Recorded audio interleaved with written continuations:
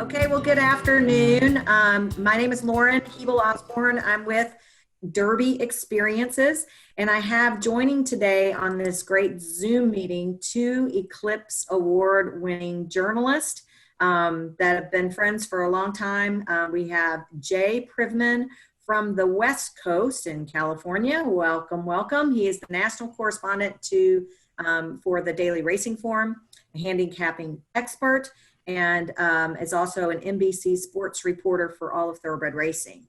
And then also joining on the call from Lexington, Kentucky, so in the same state, is Tom Leach. He is the voice of the Wildcats, which really makes him, you know, kind of the voice of God and for many people here in Kentucky. And he's also an Eclipse Award-winning journalist. And we're going to spend a few minutes today just kind of talking about kind of where we are, the situation of COVID, how that has impacted Derby.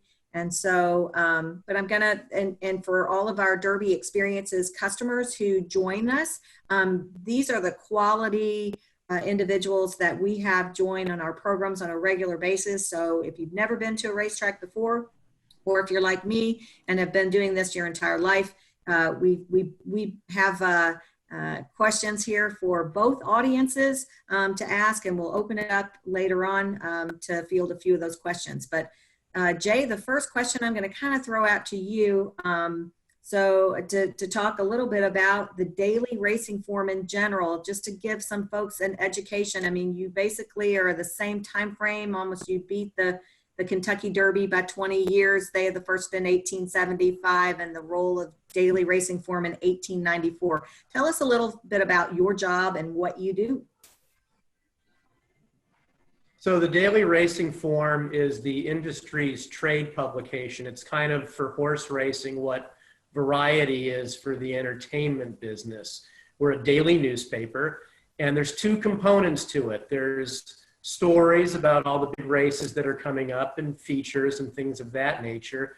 And then in the middle of the paper are past performances or the records of the horses that are competing at the tracks that day. So there's two elements to the paper, and it's pretty much essential reading for anyone who's going to the racetrack. And I've worked for that publication now for 20 years, but have been to every Kentucky Derby since 1982, and eagerly looking forward to this year's first Saturday in September.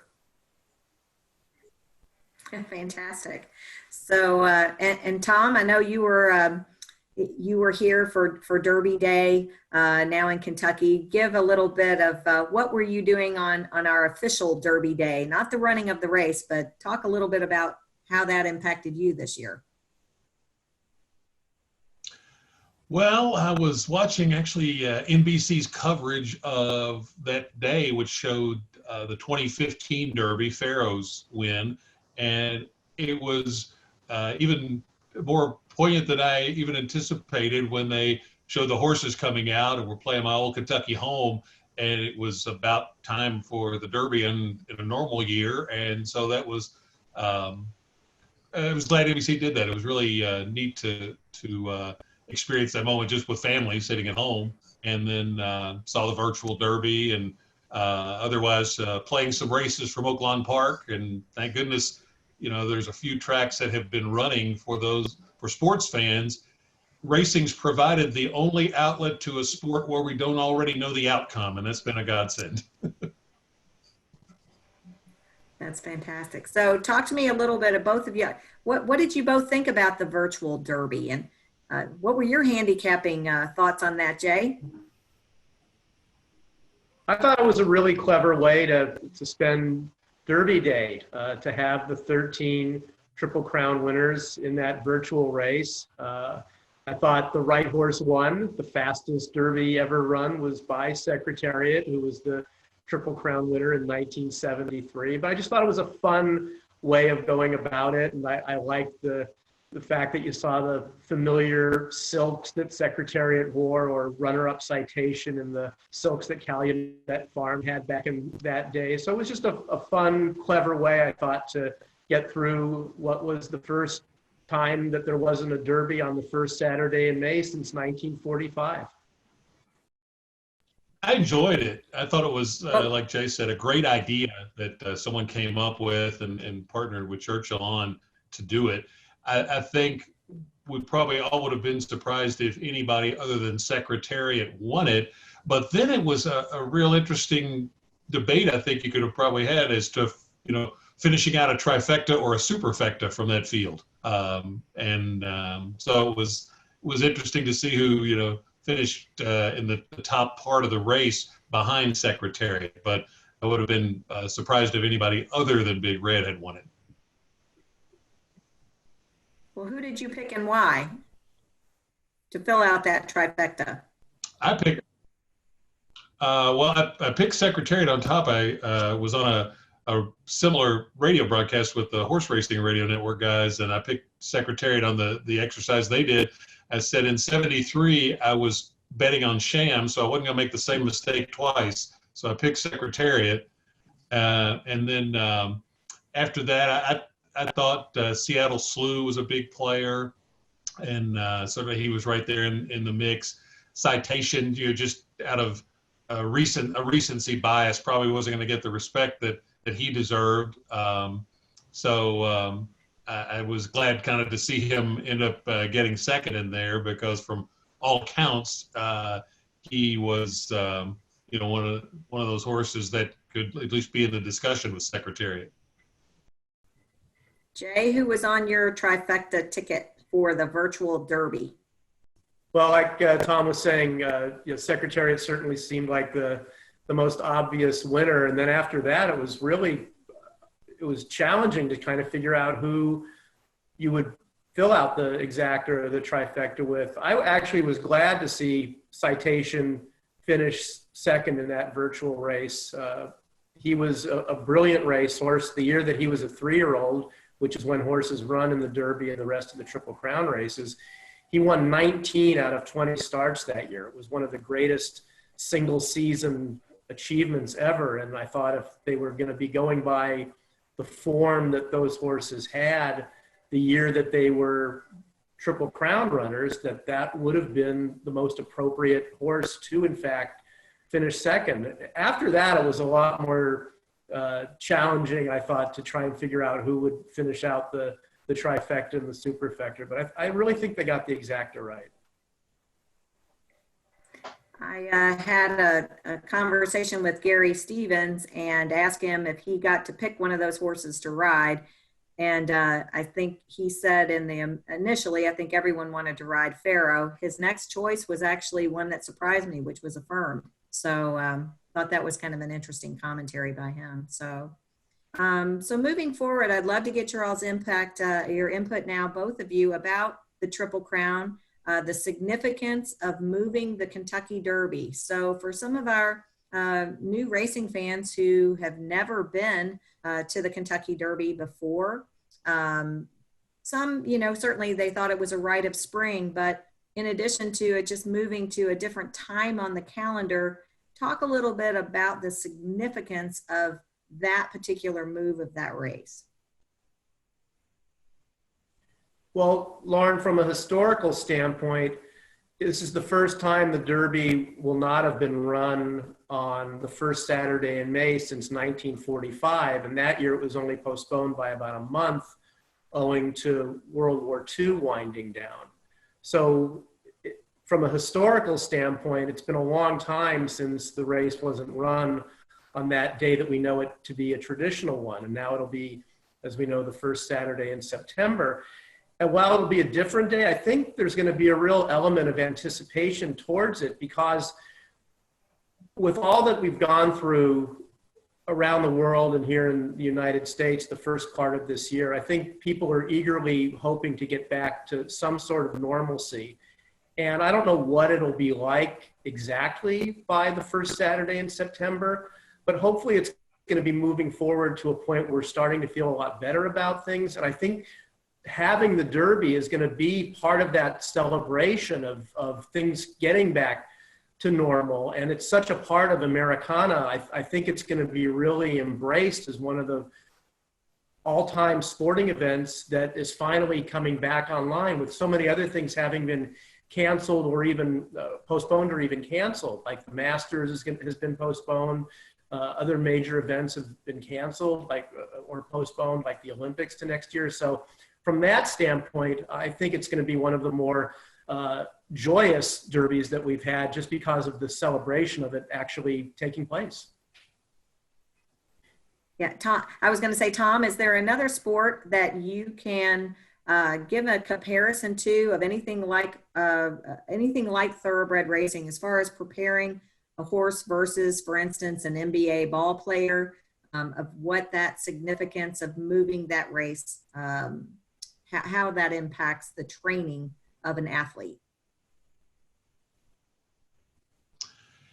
No, maybe a golfer that points for a major, preparing for the Masters, U.S. Open, and those probably two in particular. Maybe the British Open, certainly for international players, is in that discussion too. So maybe that's similar. For those who are casual racing fans, that from a tradition standpoint, the first Saturday in May is just ingrained with the Kentucky Derby. So for a traditionalist, it's like moving the 4th of July to September 5th. So there's a little bit of, if you're a diehard traditionalist, it'll feel very strange to be celebrating the Kentucky Derby on Labor Day weekend. But I agree with Jay in terms of what the excitement level could be like for the sport and for just sports fans in general, because college football is slated to start that week. Don't yet know if it will. And let's say if that's pushed back even a couple of weeks, the NFL, if everything goes well, won't start, I think, until the next week. And the Derby would be the first in a year where we're starved for some normalcy. The Derby would be the first big sporting event maybe to come back on the scene. And I think there would just be tremendous excitement in society for anything that would feel like some kind of return to normalcy, even if it's Labor Day weekend and not the first Saturday in May. The next question is, we're sitting maybe on a little breaking news here about what might be happening with the Belmont Stakes and with regard to the order of the Triple Crown. Obviously, 3 American races that have been, strategically placed as far as timing, separation of weeks, and also race distances. So Jay, can you talk a little bit about what you might be thinking as a horseman to have perhaps the longest leg of the Triple Crown, the longest distance, I should say, the first, which would normally be the last race of those 3. Talk a little bit about that significance and how that impacts trainers and the horses that are competing. Well, as of now, the Belmont originally was scheduled for June the 6th, and its traditional distance has been 1.5 miles. But this year, as we know, everything is subject to change. So it's unlikely it would be run on that date. And there's the very real possibility it won't be run at that distance, because as you were just alluding to, usually it's the last leg of the Triple Crown, and horses will have built up from the first 2 legs, the Derby and the Preakness, to prepare for that longest race of the 3. This year, everything is so chaotic, with several tracks not having even been able to run for a month or 2, that all the tracks are having to make difficult decisions. And it looks like there will be an unprecedented situation this year of the races being run in a different order and perhaps at different distances.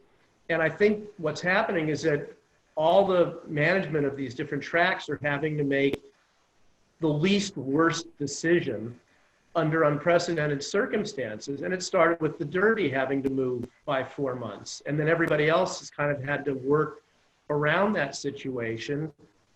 And I wouldn't blame the New York authorities if they went first with the Belmont this year, because they want to run it. And it might really be where, for this year only, that's where it best fits on the calendar. It's certainly not ideal, but nothing is ideal this year. And I think everybody's trying to make the best of a difficult situation. And I'm just looking forward to seeing all three races. And to me, it's like putting three marbles inside a bottle. Whichever order they come out, I'm going to be happy to see any of them. Tom, have you, can you give any insight as to what it's like to be racing without having the noise of the crowd? How does the impact of a fan there on site change the whole game? It is a big change, certainly. Several years ago, 2008, at the Southeastern Conference basketball tournament, a tornado hit Atlanta, and there was a talk about the tournament might just be called off, and they elected to finish it in a one-day deal, and they moved all the games from the Georgia Dome to Georgia Tech and restricted the attendance. So I did a game, there were maybe, I don't know, 1,000 people in a 12,000 seat gymnasium there at Tech. And so it was very different. You know, I've been watching a lot of racing in terms of the TV coverage of a race. You don't notice a big difference watching the races from Oaklawn or Gulfstream in the last couple of months. But the Derby is such an experience, and really all the Triple Crown race is just such a celebration of the sport and all the people and dressed to the nines, and you know all the fashion and everything that is an element certainly of Derby and Oaks weekend, that it would be quite strange to not have that be an element of it. You know, the Millionaires Row, the infield, etc. All those things that go into the Derby experience beyond just the horse race. So I'm hopeful that by September our world will be in such a position that there will be some level of attendance, and it'll look, you know, I don't think there's any way it's going to look like a typical year, but as close as we could get would be great. Jay, I'm looking for a little insight from you too about California racing. Baffert seems to have an entire barn of Ferraris out there that haven't even really been tested yet. Can you give any insight to Bob Baffert and kind of his armory there? He's got quite a group. Well, he's always pretty loaded when it comes to the Derby. He's won it 5 times previously, which is one short of the all-time record for trainers. So he certainly is often in this position, but this is certainly one of the stronger positions he's been in. Just last weekend, the Arkansas Derby was split into 2 divisions, and he won both of them with a colt named Charlatan and another one named Nadal, who is named after the famous tennis player Rafael Nadal. Both those horses are undefeated, and he still has another undefeated Derby prospect named Authentic, who had been pointing to the Santa Anita Derby, which was supposed to be run on April the 4th, and now has tentatively been rescheduled for June the 6th with the assumed knowledge that California, Southern California specifically, should be back up and running by then. And hopefully that will all play out. And then from there, it's just a matter of what races someone like Baffert, or really any trainer who's based in California or anywhere else, decides they want to use to move along towards a September 5th Derby. One other horse out here, Lauren, I want to mention, in addition to those top Baffert horses that we mentioned, John Sheriffs, who won the Kentucky Derby as a trainer in 2005 with Giacomo, has a really promising horse named Honor AP, and he is scheduled to run against Authentic in the Santa Anita Derby, assuming it does still take place on June the 6th as scheduled as of right now. Do you have a sense at this point that a Triple Crown winner would have a big asterisk next to his name, given all of the potential changes?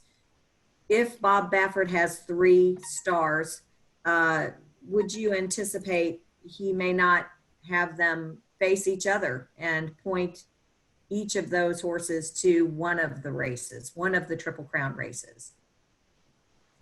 That's really an impossible question to answer at the moment because we still specifically don't know the exact order in which those Triple Crown races are going to be run. We have a good guess that it might end up being Belmont, Derby, Preakness, but we don't know for certain as of the time that we're discussing this.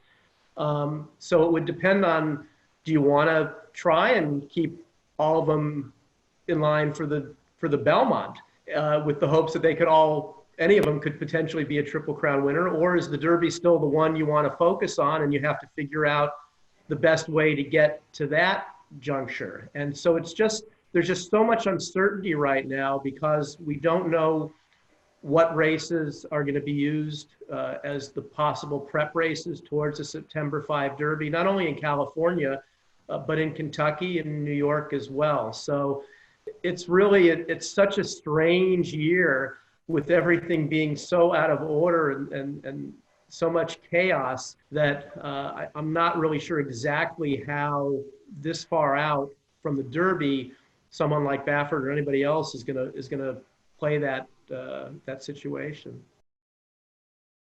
And a quick question just about Breeders' Cup. As you know, we have a large group of Breeders' Cup experienced customers.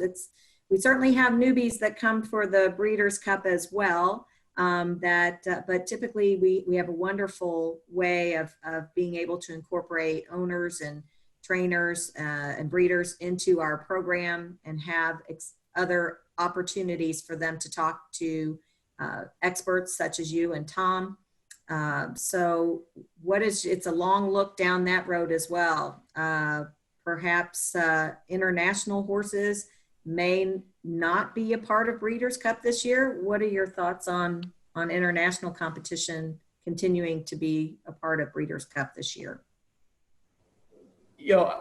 I would certainly hope that international horses by November would be able to come over and participate. That's such an integral part of the Breeders' Cup experience. I'm looking forward to this year's Breeders' Cup. I've been to every one they've had, starting back in 1984. And I would imagine that Tom is looking forward to it as much as anyone since it's going to be in his hometown this year. Absolutely. Yeah, to be at Keeneland for the second time. And the first one was particularly memorable because it was the quote unquote Grand Slam for American Pharoah when the Triple Crown winner added the Breeders' Cup Classic. So I don't think that's going to be repeated, but it's going to be another just tremendous celebration of the horse industry here in the heart of the horse business in Central Kentucky. So I'm hopeful that and that international flavor is such a big part of the Breeders' Cup, has been from the start. So it would be very noticeable if it was absent. Do either of you all think that international, given that now the Derby is in the fall, we may have more international competitors for the Kentucky Derby as a prep race for the Breeders' Cup, either with 2-year-olds or 3-year-olds? I could certainly see a 3-year-old dirt horse from overseas perhaps giving the Derby a whirl this year. And then, to your point, with the Breeders' Cup only being 2 months now after the Kentucky Derby, it really would be a good way to move along towards that. Come over and then just stay in Kentucky, maybe have one other race in between the Derby and the Breeders' Cup. So I think those are certainly possible scenarios this year. Lauren, I think anything is possible this year because it's a completely blank canvas from what we've known in the past. And there's certainly room for something like that. And I don't think it would be at all surprising to see a horse from Europe or maybe even Japan, both of which have spots carved out for them in the Kentucky Derby, to see horses like that come over and then just stick around for the Breeders' Cup. And I think maybe the last question, do both of you all think we can do this safely.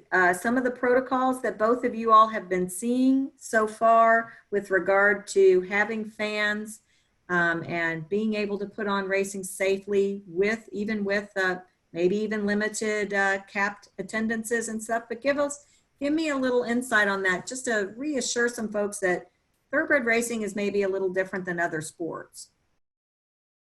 People have been really smart about how to handle this for horse racing, not only for fans, but for the horsemen as well, and protocols that have been put in place in order for racing to have continued in many jurisdictions earlier this year, or for the resumption of racing in areas where racing had to be suspended for a short amount of time.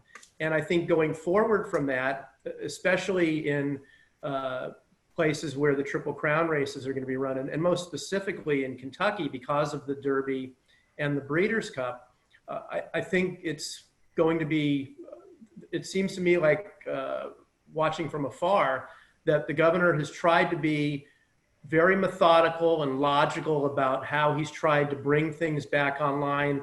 And my way of looking at it is that hopefully by doing that, it'll allow for things to progress in an orderly manner. And so that by the time of the Kentucky Derby, and especially by the time of the Breeders' Cup, it'll make it much more enjoyable, safer, and everybody will feel much more comfortable being at an event like that. Super. Were there any questions, Tom, that I missed? Now that I've got these two Eclipse award-winning journalists here, experts in the field, was there anything I missed to ask Jay Privman? There's just a couple of things I would add relative to the discussion we've been having. Number one, as far as fans at the Derby, I was thinking about this recently. There's maybe no place better positioned to do some kind of social distancing crowd than Churchill Downs. Most of the plant is partitioned off in groups of 6 seats and all those boxes all over the place. So, you know, you sold every third one or something if you had to do something like that. Or remove some chairs within a box, perhaps. Exactly. You know? So I think that could be very manageable. And then the other thing to think about is we're talking about horses for a race like the Kentucky Derby. As Jay was talking about Baffert's horses, I was interviewing Bob recently, and he mentioned Arrogate, and under this circumstance, how that would have been perfect for Arrogate, who won the Breeders' Cup Classic as a 3-year-old, and his big breakout was winning the Travers in late August. So I went back and looked. Arrogate didn't run until April 17th and didn't win his first race until June the 5th. So it's conceivable we haven't seen the Kentucky Derby winner yet. What about, if they have to choose between the Travers, the summer Derby, quote unquote, and now the September Derby, you think the two Derbies will be going head to head, New York versus Kentucky? I think I would be surprised, Jay may know more about this, that maybe the Travers moves up to early August if the Belmont goes at the end of June. That's just a guess, but that could happen, and then that could feed into the Kentucky Derby. I think that's something that NYRA is certainly looking at because otherwise it would only be a couple of weeks in front of the Derby, and it would be unlikely that a horse would run in both. They'd have to choose between one or the other. So I think a lot of places, and Saratoga in particular, and even in California with Del Mar, I think both places like that are looking at changes they're going to have to make to their stake schedule in regards to 3-year-olds in order to move horses along towards a September 5 Derby in a way that they can have those horses raced at their summer venues and still move on to the Kentucky Derby as well. Here's a crazy concept: the one-time only Grand Slam, Belmont, Travers, Derby, Preakness. I just want one of those. That's all. Just I'm not greedy. Yes. One.